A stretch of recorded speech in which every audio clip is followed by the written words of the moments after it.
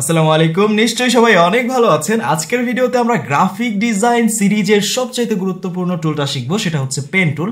যে টুলের মাধ্যমে আপনি ব্যাকগ্রাউন্ড রিমুভ থেকে শুরু করে অনেক ধরনের কাজ করতে পারবেন। যেমন হচ্ছে আপনি যদি ক্লিপিং মাস্ক করে একটা ডিজাইন করতে চান এরকম, সেইখানে আপনি কাজে লাগাতে পারবেন। এই যেরকম একটা লাভের শেপ বানাইতে পারবেন, ঠিক আছে? তো এই কাজগুলো কিন্তু পেন টুল আগে শিখতে হবে, তারপরে আমাদের অন্যান্য কাজ শিখতে হবে। এবং পেন টুলের পরে আজকে আমরা আরও কিছু এক্সট্রা অ্যাডভান্স কাজ দেখবো। যেমন এখানে দেখতে পাচ্ছেন এগুলো কিন্তু ক্লিপিং মাস্কের কাজ। ক্লিপিং মাস্ক কীভাবে করে, এই যে লেখার মধ্যে কিভাবে একটা পিকচারকে এভাবে ব্লেন্ড করতে হয়, একটা শেপের মাঝখানে কিভাবে পিকচারকে ব্লেন্ড করতে হয়, এগুলো ক্লিপিং মাস্ক করে এগুলো দেখবো। এবং এগুলোর পাশাপাশি আমরা দেখবো কিভাবে হচ্ছে রিফাইন্ড এডজ করতে হয়। রিফাইন্ড এডজ করে কি করা হয়, চুলের যে ব্যাকগ্রাউন্ড থাকে সেই চুলের ব্যাকগ্রাউন্ডগুলা, এই যে এরকম চুলের ব্যাকগ্রাউন্ডগুলো খুব সুন্দরভাবে রিমুভ করার জন্য সেটা তো পেন টুল দিয়েও সম্ভব না, আর এগুলো এই টুল দিয়েও সম্ভব না। সেই ক্ষেত্রে রিফাইন এডজ করে চুলের ব্যাকগ্রাউন্ড রিমুভ করে কিভাবে, গাছের ব্যাকগ্রাউন্ড রিমুভ করে কিভাবে, এগুলো আমরা শিখবো। এবং তারপরে আমরা দেখবো হচ্ছে ক্লিপিং মাস্ক ইউজ করে কিভাবে সুন্দর সুন্দর ডিজাইন করা যায়। এই যে দেখতে পাচ্ছেন এই ডিজাইনগুলো কিন্তু ক্লিপিং মাস্ক করে করাই, যে এটাও ক্লিপিং মাস্কের ডিজাইন। আর এই কাজগুলো করার জন্য আমি যে পিকচারগুলো ইউজ করতেছি সেই পিকচারগুলো ডেসক্রিপশনে আমি একটা ড্রাইভের লিঙ্ক দিয়ে দিয়েছি, সেখান থেকে আপনারা ডাউনলোড করে নিতে পারবেন। এবং সবগুলো কোর্সের ফুল প্লেলিস্টের লিঙ্ক আপনারা ডেসক্রিপশনে গেলে পেয়ে যাবেন, অথবা আমার চ্যানেল ভিজিট করে জাস্ট প্লেলিস্ট সেকশনে গেলে সবগুলা কোর্সের ফ্রি প্লেলিস্ট কিন্তু আপনারা পেয়ে যাবেন। তো কথা না বাড়িয়ে আমি আজকের ভিডিওটা শুরু করি।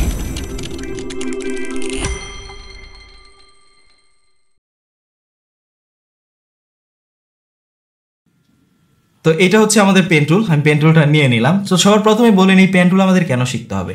পেন টুল দিয়ে আমরা যে কোনো ধরনের শেপ বানাইতে পারি। পেন টুল দিয়ে আমরা যে কোনো সিলেকশন তৈরি করতে পারি। অনেক নিখুঁত সিলেকশন তৈরি করা যায়, একদম পারফেক্ট সিলেকশন তৈরি করা যায়, ঠিক আছে? তো সবার প্রথমে দেখেন, আমরা যদি এখান থেকে সিলেকশন টুল নিয়ে এভাবে সিলেক্ট করতে চাই, এই দেখেন কিছু এক্সট্রা সিলেক্ট হয়ে যাচ্ছে, চুলের এখানে কিছুটা এক্সট্রা সিলেক্ট হয়ে যাচ্ছে। মানে এইগুলো সিলেকশন করা খুব কষ্ট হয়ে যায় যখন ব্যাকগ্রাউন্ডটা হচ্ছে বিভিন্ন কালারের মাঝখানে থাকে, ঠিক আছে? তো সেই ক্ষেত্রে আমরা পেন টুল ইউজ করে একদম প্রফেশনালি পারফেক্টলি এডজগুলাকে সুন্দর করে আলাদা করতে পারি। তো সর্বপ্রথমে আমরা এখান থেকে পেন টুল নিয়ে নিচ্ছি। ওকে, তো পেন টুল নিয়ে আমরা দেখেন এখানে একটা কলমের মতো পেয়ে গেছি। এটাকে ফার্স্টে যেখানে ক্লিক করব সেটাকে বলে হচ্ছে স্টার্টিং পয়েন্ট। এই যে স্টার্টিং পয়েন্ট আমার চলে আসলো। এরপরে আমি এভাবে ক্লিক করে যদি ছেড়ে দিই তাহলে কি হবে, আমার এরকম কোনা কোনা দেখতে পাচ্ছেন, এই যে কোনা হচ্ছে, ঠিক আছে? এক একটা কোণ তৈরি হচ্ছে। কিন্তু আমি যদি চাই না আমি কোণ তৈরি করব না, আমি এইখান থেকে একটা গোল শেপ তৈরি করব, তাহলে আমি ক্লিক করে ছেড়ে দিব না, ক্লিক করে ধরে রেখে মাউসটা এইভাবে নাড়াবো, তাহলে আমার ব্যাক সাইডে দেখবেন এই যে এই শেপটা, যেখানে যে শেপটা আছে, এই দাগটা কিন্তু আমি ইচ্ছা মতো কাস্টমাইজ করতে পারতেছি, ঠিক আছে? এবং একটা জিনিস খেয়াল করেন, আমি যদি এটা জোরে টানি তাহলে পিছনেরটা অনেকটা পিছনে চলে যাচ্ছে, আর আমি যদি এটা হালকা টানি তাহলে হালকা একটু শেড হচ্ছে। অর্থাৎ পিছনের জিনিসটা, এই পিছনের যে লাইনটা, আগের লাইনটা, সেটা যদি আমি একটু লম্বা করতে চাই, পিছনের দিকে বাড়াইতে চাই, তাহলে আমার সামনেরটা টানতে হবে। আশা করি বুঝতে পেরেছেন। ওকে, আমি এসকেপ প্রেস করতেছি। এসকেপ প্রেস করলে এই সিলেকশনগুলো চলে যায়, ঠিক আছে? এবং যখন আপনি পেন টুল দিয়ে কাজ করবেন তখন পর্যাপ্ত পরিমাণে জুম করে নিয়ে পরে কাজ করবেন। আশা করি বুঝতে পেরেছেন। এই পর্যন্ত আমরা পেন টুল নিয়েছি। পেন টুল নিয়ে একটা স্টার্টিং পয়েন্ট আমি এখান থেকে সিলেক্ট করেছি। এবার আমি পরবর্তী জায়গায় যাই, যদি জাস্ট ক্লিক করি তাহলে আমার এরকম কোন কোন তৈরি হবে।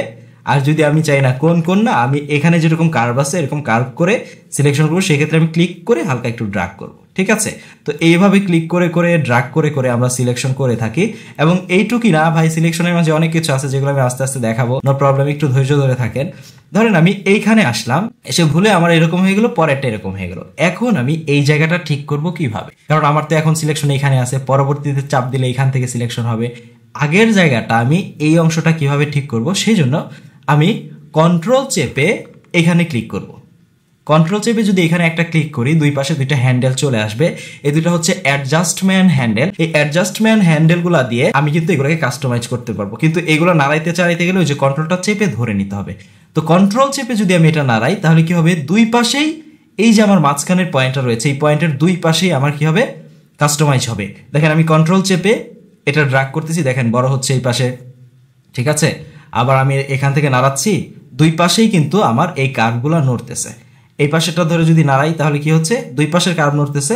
আর এইটা দিয়ে এই যে এই পাশেরটা আমি কাস্টমাইজ করতে পারতেছি, কার্ভটা বাড়াতে কমাতে পারতেছি, ঠিক আছে?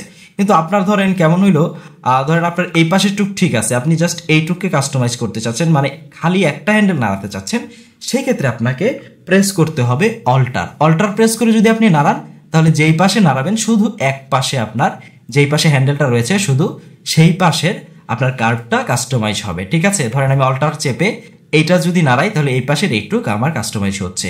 আশা করি এই পর্যন্ত আপনারা বুঝতে পেরেছেন। কিন্তু আরেকটা কথা কি জানেন, অল্টার চেপে যদি আপনি একবার নাড়ায় ফেলেন, মানে এই যে এই জায়গাটা তো ভেঙে গেছে এখন, তাই না? অল্টার চেপে নাড়ায় আপনি কিন্তু ভেঙে ফেলছেন, সেই ক্ষেত্রে কিন্তু আপনি পরের বার যদি কন্ট্রোল চাপেন তাহলে দুই সাইড কাজ করবে না, ঠিক আছে? তো আমি আবার এখানে একটা ক্লিক করে নিলে কি হবে, আমার এইখান থেকে আবার কাজ শুরু হবে। এই যে এখানে হ্যান্ডেলটা চলে গেছে, এখন আমার অ্যাক্টিভ আছে কোনটা, এটা। এখন পরবর্তী ক্লিক করলে আমার এখান থেকে অ্যাক্টিভ হবে। এভাবে আপনারা ড্রাগ করে করে সিলেকশন তৈরি করবেন। আমি একটা সিলেকশন আপনাদের দেখাচ্ছি।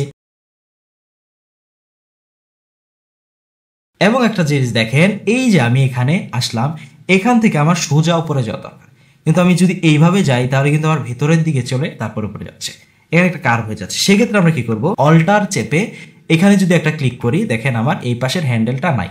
তার মানে পরবর্তীতে আমার এই হ্যান্ডেলটা যে আকর্ষণ করে এদিকে টেনে আনতো সেটার হবে না। এই বিষয়টা আমি আবার আপনাদের বোঝাচ্ছি। দেখেন আমি এখানে চলে গেলাম, এই যে আমার এখানে ক্লিক করলে এই কার্ভটা এদিকে একটু টেনে রাখছে না, আমি এইভাবে চলে গেছি, এই পাশেরটা একটা টান তৈরি হয়েছে, কারণ এখানে আমার এই যে হ্যান্ডেলটা আছে এই হ্যান্ডেলটা একটু টেনে রাখছে।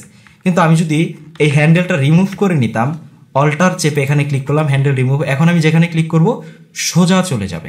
আশা করি এই বিষয়টা আপনারা বুঝতে পেরেছেন। যদি আপনি সোজা যেতে চান সেই ক্ষেত্রে আপনাকে অল্টার চেপে এই লাস্টের হ্যান্ডেলটাকে ডিলিট করে নিতে হবে, তারপরে আপনি সোজা যাইতে পারবেন, ঠিক আছে? আশা করি এই বিষয়টা আপনারা বুঝতে পেরেছেন। আপনারা এখন যেটা করবেন সেটা হচ্ছে একটা পিকচার নেবেন, নিয়ে আপনারা ইচ্ছে মতো এভাবে সিলেকশন তৈরি করেন, এভাবে ড্রাগ করে করে সিলেকশন তৈরি করেন এবং দেখেন যে আপনার ফিল হ্যান্ডেলগুলো কোন দিকে যাচ্ছে কোন দিকে যাচ্ছে না, এই বিষয়গুলো খেয়াল করেন, ঠিক আছে? দেখেন আমি কিন্তু এখান থেকে বারবার অল্টার চেপে হ্যান্ডেলটা সরায় নিচ্ছি, কারণ আমার এখান থেকে ড্রাগ করে করে হচ্ছে কর্নার করে করে যাইতে হয় কিছু কিছু জায়গায়। যেসব জায়গায় আমাকে কার্ভ করে যাইতে হবে সেই সব জায়গায় কিন্তু আমি ফিল হ্যান্ডেলের মাথাটা কাটতেছি না, কিন্তু যেসব জায়গায় আমার হচ্ছে কর্নার দরকার সেই সব জায়গায় কিন্তু আমি ফিল হ্যান্ডেলের মাথাটা কেটে নিচ্ছি অল্টার চেপে। আশা করি এই বিষয়গুলো আপনারা মোটামুটি বুঝতেছেন। আমি ফুটবল যে আছে ফুটবলটা দিয়েও দেখায় দিব। দেখেন এখানে অনেক বেশি চলে গেছে, তাই না? কার্ভটা বেশি হয়ে গেছে। আমি কি করবো, কন্ট্রোল চেপে অল্টার চেপে এটাকে একটু ছোট করে অ্যাডজাস্ট করে নেব। ওকে, আবার এখানে ক্লিক করে এটা অ্যাক্টিভ করে নিচ্ছি। এখান থেকে আমি সোজা যাব, কিন্তু আমার এখানে ফিল হ্যান্ডেল আছে, মানে আমি এখন ক্লিক করলে ওই পাশে একটু কার্ভ হয়ে যাবে। সেই জন্য আমি কি করব, অল্টার চেপে এখানে একটা ক্লিক করবো।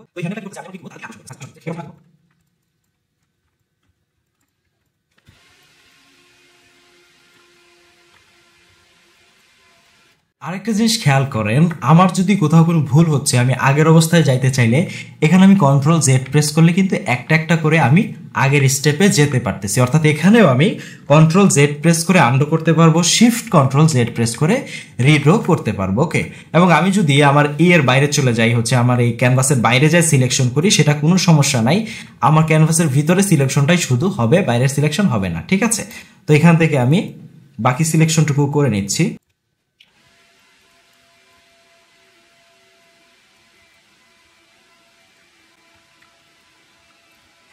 দেখেন আমার মোটামুটি শেষ। এখন দেখেন আমি সবার ফার্স্টে যে পয়েন্টটা ছিল স্টার্টিং পয়েন্ট, সেখানে কার্সর নিলে একটা গোল চিহ্ন আসতেছে এটার পাশে, এখানে জাস্ট ক্লিক করে দিলে কিন্তু অ্যাডজাস্ট হয়ে যাবে, ঠিক আছে? এখন আমি কি করবো, আমার সিলেকশন করা শেষ। এখন আমি এখানে জাস্ট কন্ট্রোলের সাথে এন্টার প্রেস করব, আমার সিলেকশন তৈরি হয়ে যাবে। কন্ট্রোলের সাথে এন্টার প্রেস করলে আমি এই যে পেন টুল দিয়ে এতক্ষণ দাগাইছি সেটা একটা সিলেকশন হয়ে যাবে। তো দেখেন এই যে আমার সাবজেক্টটা রয়েছে, এখন যদি আমি কিবোর্ড থেকে ডিলিট করি, আমি উপরের লেয়ারটা এখান থেকে হাইড করে রাখতেছি, আমার জাস্ট একটা লেয়ার ভিজিবল আছে, আমি এই লেয়ারের মাঝখানে সিলেক্ট করেছি। সেক্ষেত্রে আমি ডিলিট করলে তো আমার মাঝখানের মানুষটা ডিলিট হয়ে যাচ্ছে, কিন্তু চারপাশের সবটা তো আমার ডিলিট হচ্ছে না, এই মানুষটাই ডিলিট হয়ে যাচ্ছে, ব্যাকগ্রাউন্ড তো ডিলিট হচ্ছে না।